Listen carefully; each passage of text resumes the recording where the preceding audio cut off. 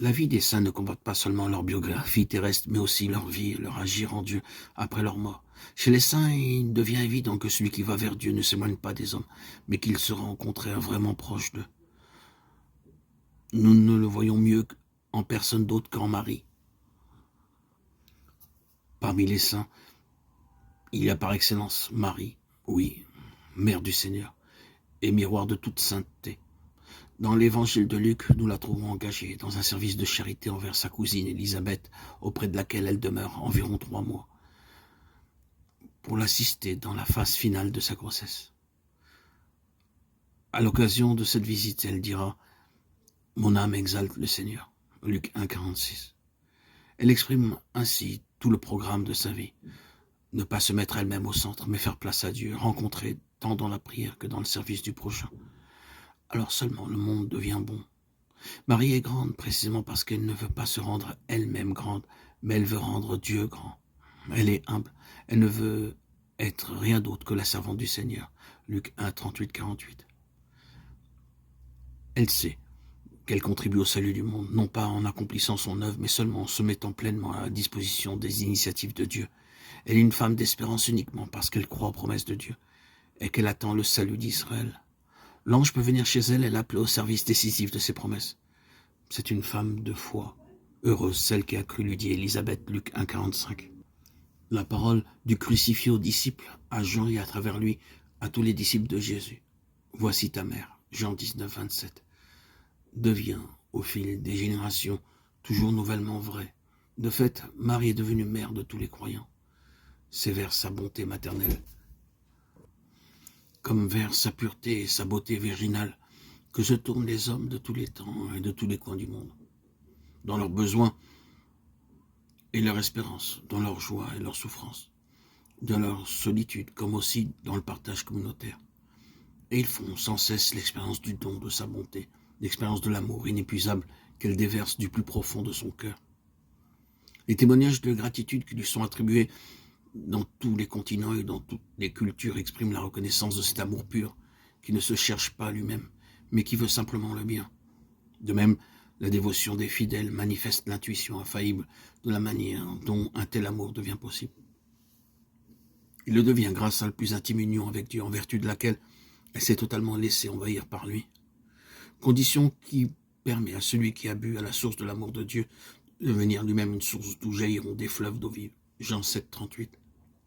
Marie, la Vierge, la Mère, nous montre ce qu'est l'amour et d'où il tire son origine, sa force toujours renouvelée. C'est à elle que nous confions l'Église, sa mission au service de l'amour. Sainte Marie, Mère de Dieu, tu as donné au monde la vraie lumière. Jésus, ton Fils, Fils de Dieu. Tu t'es abandonné complètement à l'appel de Dieu et tu es devenu ainsi la source de la bonté qui jaillit de lui. Montre-nous Jésus, guide-nous vers lui. Enseigne-nous à le connaître et à l'aimer, afin que nous puissions nous aussi devenir capables d'un amour vrai et être source d'eau vive au milieu d'un monde assoiffé.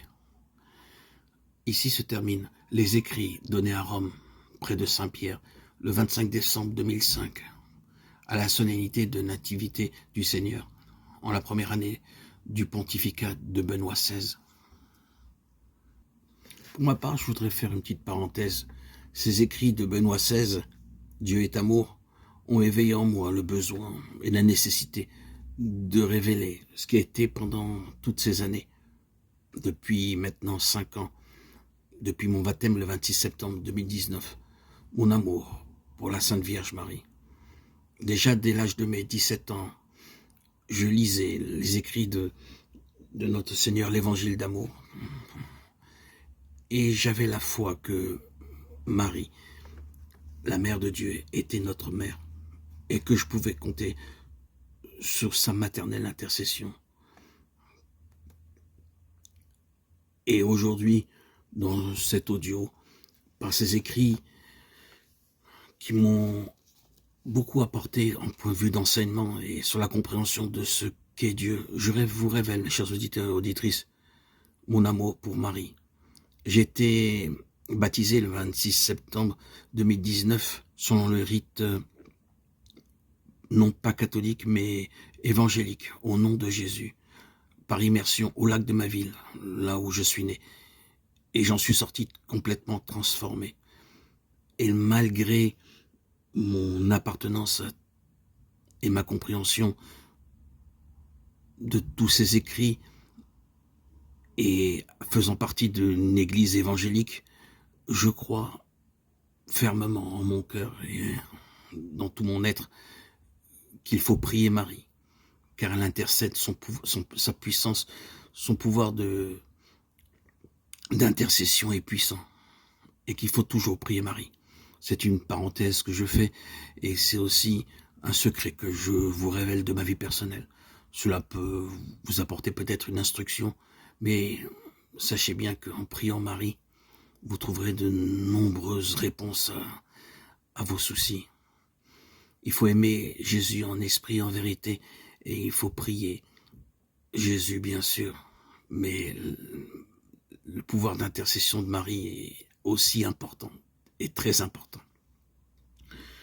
Dans mon ancienne chaîne de YouTube, Jésus-Christ, le roi Messie, Yeshua, Meler HaMashiach, où j'avais plus de 5860 abonnés et à laquelle j'ai renoncé, j'ai édité plus de 106 000 vidéos, 106 000 audios, publications. Et j'ai toujours désiré garder le secret pour embêter personne. Mais aujourd'hui, avec ces écrits de Benoît XVI, je ne peux pas, mon cœur s'est ouvert à l'amour de Marie et je ne peux pas rester dans le secret. Hier, jeudi 2 octobre, eh bien j'étais, alors que c'était la fête de Kippour du Grand Pardon, j'étais à la rue du Bac, au 140 rue du Bac, et j'ai prié là-bas. Et là-bas, j'ai eu cette révélation que je ne m'étais pas trompé. Par la puissance de l'atmosphère qui s'y trouvait. J'ai dû attendre jusqu'à 2h30 puisqu'il y a des heures d'ouverture. Mais quand je suis rentré, la transformation s'est réalisée. J'ai vu l'endroit où se trouvait Catherine Labouré, qui avait été choisie par Marie. J'ai prié Marie et la transformation s'est faite. Je m'étais pas trompé. C'était ces doutes que j'avais, et pourtant ça fait plus de 5 ans que je garde le secret, se sont dissous. Pour moi, c'était une certitude. Et cela l'est aujourd'hui encore plus davantage avec ce que j'ai vécu hier. Je vous invite d'ailleurs à aller au 140 rue du Bac, à la chapelle Notre-Dame de la Médaille miraculeuse. Là-bas, il y a une atmosphère très particulière, très très particulière. Une ambiance et une force quasi mystique. Je vous invite à y aller et vous comprendrez ce que je vous affirme aujourd'hui avec certitude. Vous voyez, dans la vie, on ne peut pas toujours garder des secrets. Cet amour pour Marie, je l'ai eu depuis tout le temps, depuis même enfant.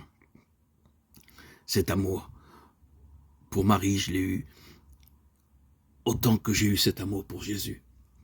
Et aujourd'hui, je me devais de vous le partager. Il a fallu plus de 106 000 audios. Là, je suis à mon 16 millième audio sur cette nouvelle chaîne pour que je puisse vous révéler ce secret. Et je me sens tout à fait allégé de vous l'avoir communiqué. C'est bon de reconnaître son amour pour Marie.